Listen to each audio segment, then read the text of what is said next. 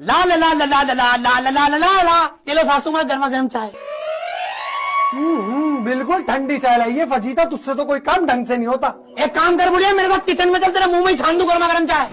चल तेरे मुंह में ही छान दूंगी खोलती हुई चाय। हर काम में कमी, हर काम में कमी। और दुनिया की सासू माँ होती है, सासू माँ होती है। मेरी माँ होती है, किसी चीज में कमी नहीं निकालती। तुम बहुओं का तो वही हिसाब है, दाने खाओ ससुराल के और गुण गाओ मायके के।